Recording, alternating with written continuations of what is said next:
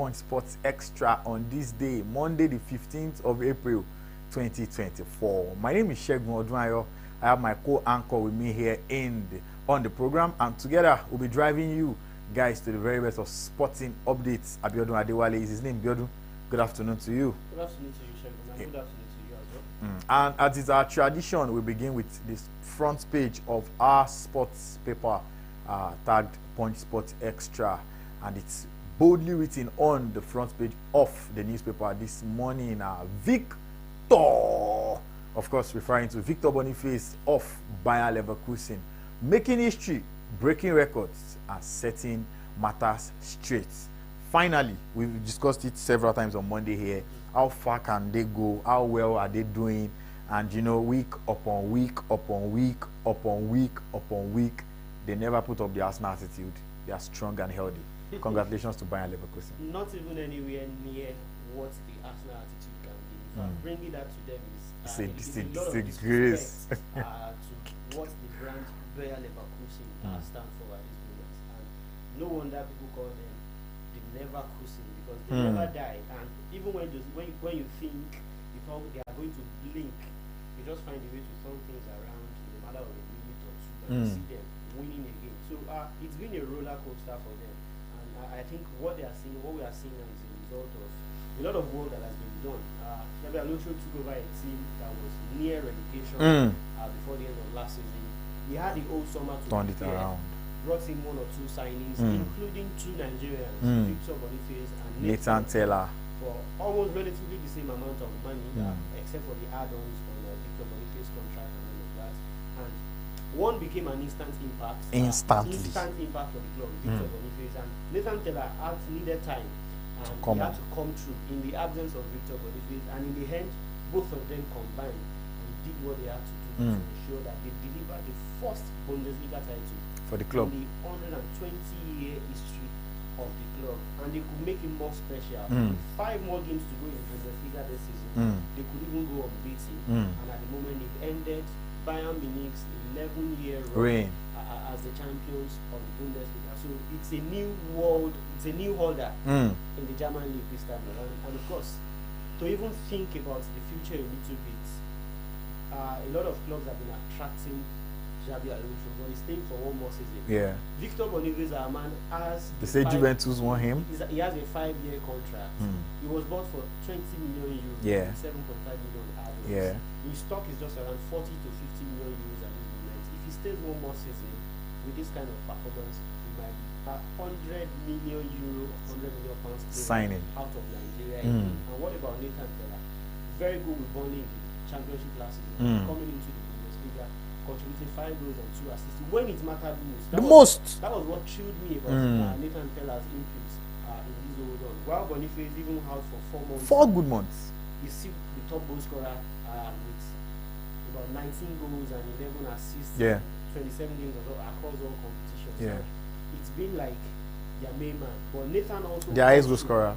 Nathan also comes through when it mattered most. And he got his 5 goals and 2 assists when they were more important for the enough for them to do what they needed. And look at where we are. So let's just peep a little bit into the future, and let's just see this guy again. Stay at least one more season. Let's see what they do, and then we have them crossing some millions of pounds. Big money moves. Commanding some big money moves in the next summer transfer window. But for now, let's just enjoy the moment.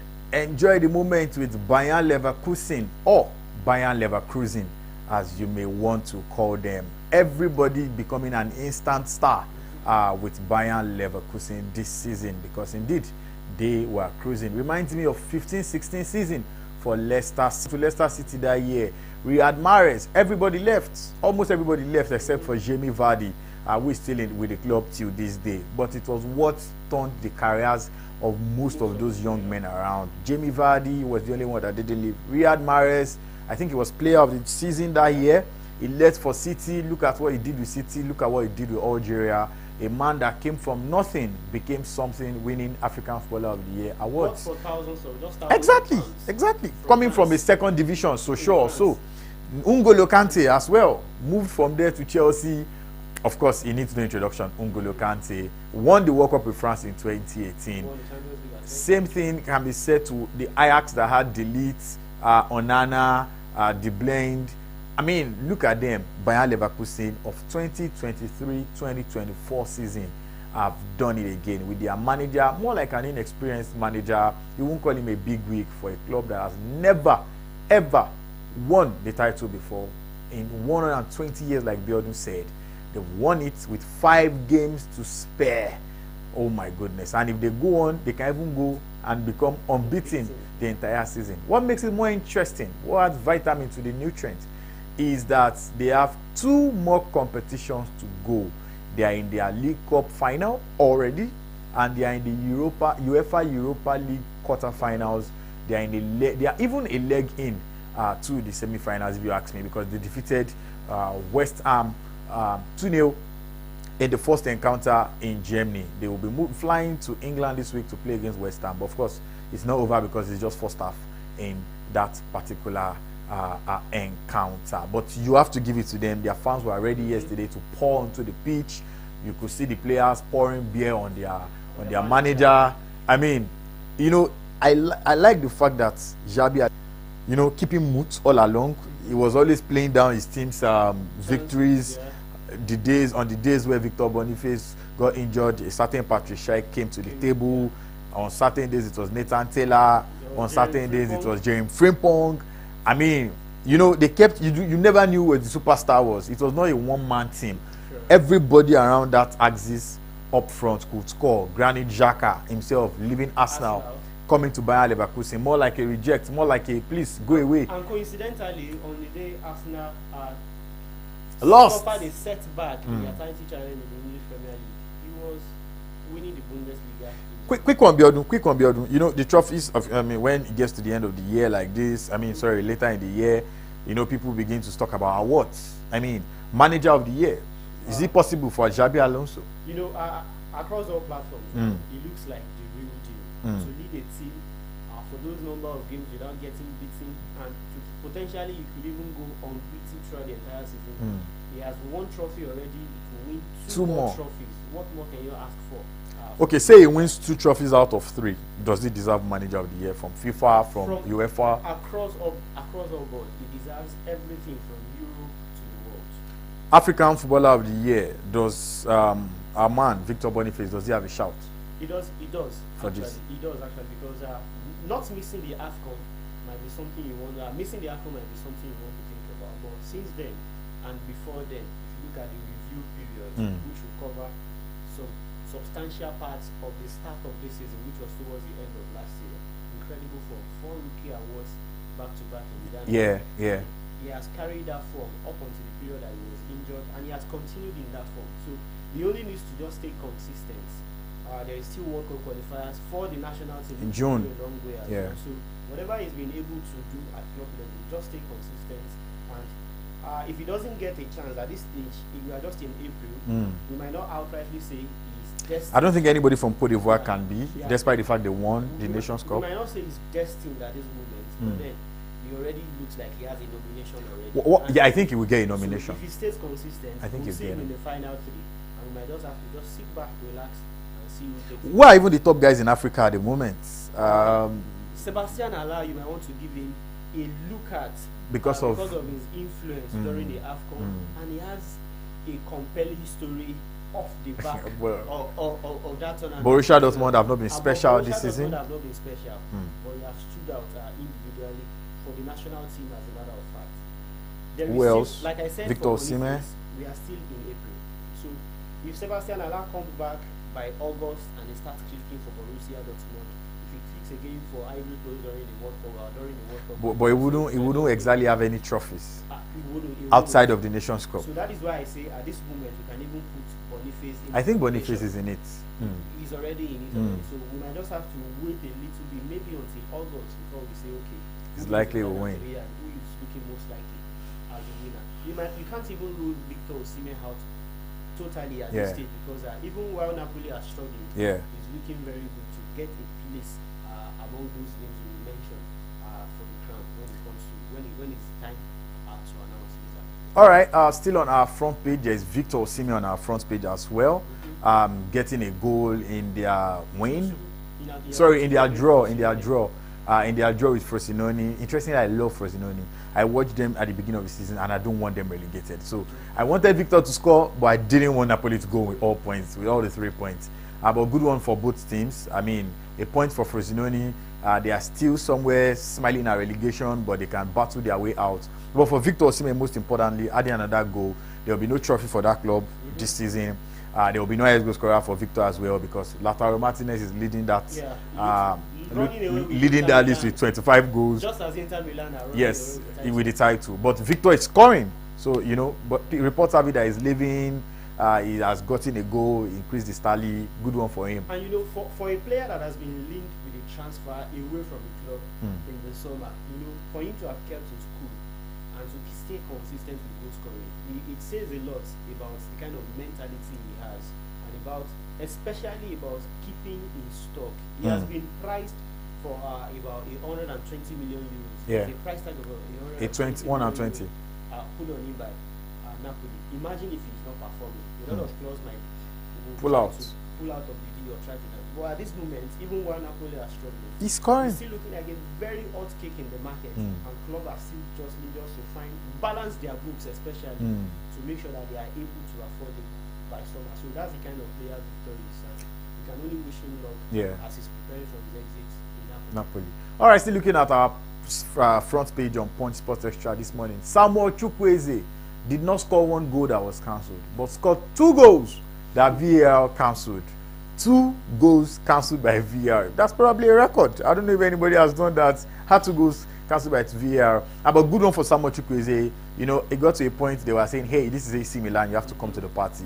But these days, he's appearing. He's turning up and he's helping his team. At the moment, it looks like he's the one that is organizing the party at AC Milan. They are far behind Inter in the race. But they are looking very good on the table, and they are sure of playing in the Champions League again of course. next season. But they won't win. He has lost his place to Christian Pulisic over time. He went to the AFCON, he returned to the club, was benched for about 3 games before he started playing, and now Christian Pulisic is singing his praise every week. Every week. And he got into the starting lineup yesterday. He got a goal cancelled in the 18th minute. It was on till the 65th minute, 2 minutes before then. Got another goal that was cancelled.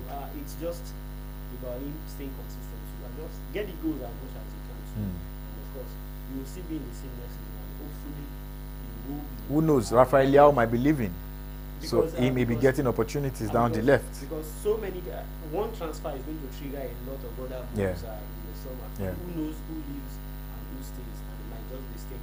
And you don't even know who is coming, so he needs to keep his shirt very tight at this moment and he's getting all the places. All right, that'll be all for us with reviewing our front page this morning. Punch Sports Extra. If you want more juicy updates are waiting for you. Visit your vendor or go online and read and enjoy yourself. Very quickly, let's move on to the games that happened this weekend. Let's start with the English Premier League. Arsenal, Liverpool losing the bag behind and allowing City lead. And when City does lead, you know what that means. Where did they get it wrong? Let's talk about Liverpool very quickly. They had so many shots that one would wonder how they could not score 1 goal.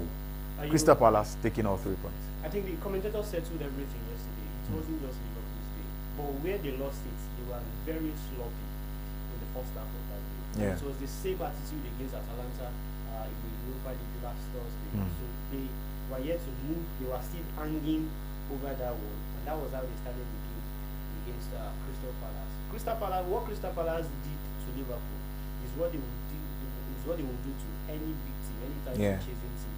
This point in the season, Liverpool needed to stay perfect, but they didn't come to realize that as quickly as possible until they suffered, until they went and they were behind by a goal.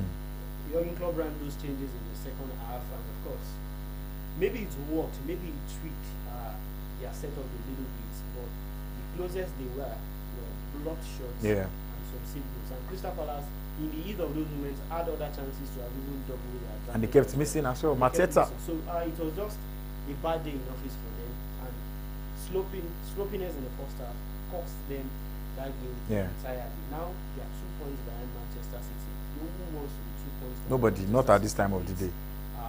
6 games to go. Plus outstanding matches, however, because all of them have only played 32 games. Yeah. So we still have some more games before the last 5 games of the season. So we don't just want to be in that position. But then, of all the teams in the 3 years, I think Liverpool are the ones who know how to run the ball. Twice they've done it against Manchester City. It has not ended. Twice they failed. Twice they failed as well. Even if it is by a point, they will lose. Will always leak them. Yeah. All right, for us now, an interesting encounter. Same thing that you can see about what happened between Liverpool and Palace. First half was for Arsenal. They kept missing the opportunities. They kept missing the opportunities. And then when everyone thought perhaps they will probably just get a point, Wales, Leon Bailey, the Jamaican. And then when they thought we can probably fight back and get a point, the Arsenal fan, as a young boy, ended their dreams at the Emirates, Oli Watkins. And he took their former goalkeeper as well, Emiliano Martinez. He celebrated like a madman. To prevent them from scoring. And you know, there is one thing about this Argentine. I think he's very vengeful. Yes. A lot of us remember. Yes, even in his post-match conference, post-match interview, you could feel the vibe. Yeah, everyone knows the circumstances that led him out of Arsenal. Yes. So I think he was bringing that energy into the game, and he made some big saves. You can imagine the way he jubilated and he celebrated. He was celebrating. It meant a lot. And apart from him too, apart from just dealing a blow on Arsenal's title challenge, it also means that while Spurs were beating black and blue by Newcastle United, Aston Villa has now gained ground in the top 3 points ahead. Playing in the Champions League next season. So it's big for Martinez and it's big for Unai Emery, who at one time also celebrating Arsenal. It was just about those men coming back to haunt their former club. All right, you made mention of it. Spurs lost danger. You know, one thing about Spurs is today they are winning massively. Tomorrow they are losing dangerously. But it's been long they even won massively. I mean, it's annoying. All throughout this season, I think that has been the story of Spurs. Sometimes they just click. At the beginning of the season, they were leading. James Maddison, Heung-min Son. It was like everything was. And look at them now, trying to survive and make it into the top 4. I think all these guys need a lesson with Pep Guardiola, because starting is not how it goes in the English Premier League, but how well you can finish. They lost 4-0. Good one for Newcastle. They are still chasing Europe. Alexander Isak, the man that looks like every man up north. He has that face. They say he looks very like a Nigerian. I think he looks like you as well. Getting 2 beautiful goals on the night. Well, literally I had his height. Yeah. You might just be saying that looks really that's true. That'll make it 90%. Yeah. But for Isak, I think he's no longer a one-season wonder. He has come to stay. We are now seeing why Newcastle splashed the cash from Real Sociedad. And interestingly, I saw one Nigeria called our own Sadiq Umar Isak's wannabe. On Twitter yesterday, because Sadiq Umar was benched for Real Sociedad last night. Isak was firing. And it was a direct replacement for Isak. As Real Sociedad. He has not been able to do what Isak did at that time. But for Isak, a very good hit in the Spanish La Liga, another wonder in the English Premier League. You might just believe in it. But there is one man that has been quite instrumental for Newcastle, Anthony Gordon. Yes. Excellent young man. Excellent. And then you can just put every adjective on his name to qualify how good he has been. Important he has been for this club. 1 goal and 2 assists in their previous game, and it takes him up there among the most influential players this season, as well as his son. For Manchester City, it was not a win, but a thrashing. 5-1 against relegation battling Luton. And perfect time for Guardiola to score another Manchester City. After scoring his first goal against Real Madrid. We saw him in the Champions League against Real Madrid. He did it, and he did it in a similar fashion. Yes. Against seamlessly against Luton Town as well. So that is just like a dress rehearsal for what will happen see again in the midweek during the UEFA Champions League. So for Guardiola, I've seen some numeric videos online this morning. Yeah. Making some training ground moves and all of that. At this point, we are 2 points back. For the kind of manager that Pep Guardiola is, for the kind of mentality that Manchester City have shown over the season, they are just on course for their 4th consecutive Premier League title. Trust Guardiola will remind games. Can they get the treble? Because right now they are on course to getting the treble. And it's funny how we've not been talking about their chance of winning the treble from the start of the season. They did it last season. Yeah. They could do it again. That's how special they are. All right. A way now to talk about what is happening in the La Liga. It's still a 2-horse race. It looks more like Real Madrid have the edge, though. They'll be meeting this weekend, coming weekend. El Clasico, no noise. I don't know. It's not really getting a lot of attention, probably because it's more of just tradition than any expectation. Yeah, from both sides, really. And then, but UEFA Champions League resumes tomorrow. Atletico will be playing against Borussia Dortmund, and Barcelona will be playing against PSG. And then I think Wednesday is everybody's waiting for Real Madrid against City, and Bayern Munich, not Leverkusen, against Arsenal. Very quickly, Biodun, let's analyze these 4 games. Barcelona have not been in the semi-final of the Champions League since that semi-final against Liverpool in 2019. So, they're behind their first semi-final in about 5 years. They look good. They have an advantage. They do. I think whatever they were able to do in Paris, the Parisians can still do the same account. True. And of course, for Atletico Madrid, I just expect their stubbornness to get them through to the semi-finals. They've done enough at home. That's the typical way to do. I'm very sure you might see some Aram football at his best from them. From Diego Simeone and his boys. We are talking about, we are looking at the semi-final. Yeah. And when they are smelling. Yes. Yes. But Wednesday is the day everybody's waiting for. A thriller at the both games. Last week. And of course, we saw Arsenal getting into that bottling element against Bayern Munich. But let's see what they will be able to do at the Bay Arena. I hope to not end with trashing. Because if there's anything that I really have a soft spot for in this competition, it has to be Bayern. Regardless of how chaotic they've been in the league, I think they still have some points to prove in the UEFA Champions League. Say Harry Kane does not win the German Bundesliga and he goes on to win the UEFA Champions League. The big years. How would that sound like? Massive. That's crazy. All right, very quickly, because of the teams involved, Europa League, Atalanta, Liverpool. Any miracle for Liverpool? You know, if it was the first leg, if the first leg was in Italy, I would have said that maybe something will happen At Anfield. But then, the camel's back was broken at Anfield. Day in Anfield.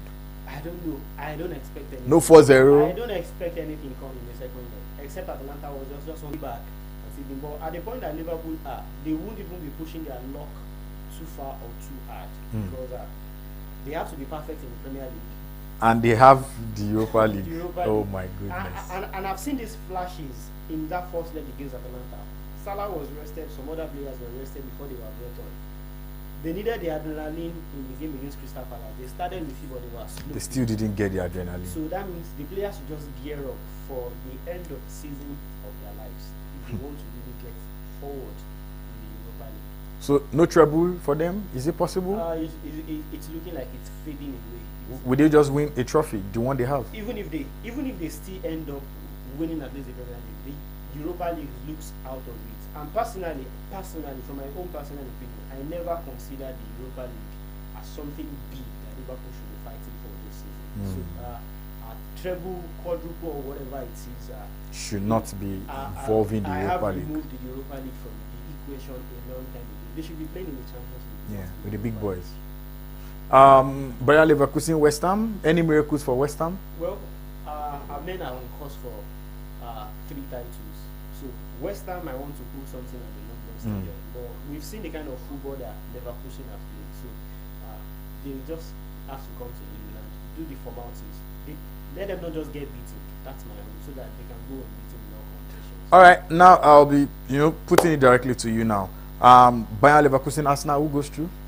Bayern Munich, Arsenal, who goes through? Bayern Munich goes through. Real Madrid, Manchester City, who goes through? Manchester City. Atletico Madrid, you said Atletico will go through? Okay. The fourth game now, PSG, Barcelona. Barcelona have little to do, so I see them going through. Okay. Atalanta, Liverpool. Atalanta. West Ham. Bayern Leverkusen. All right.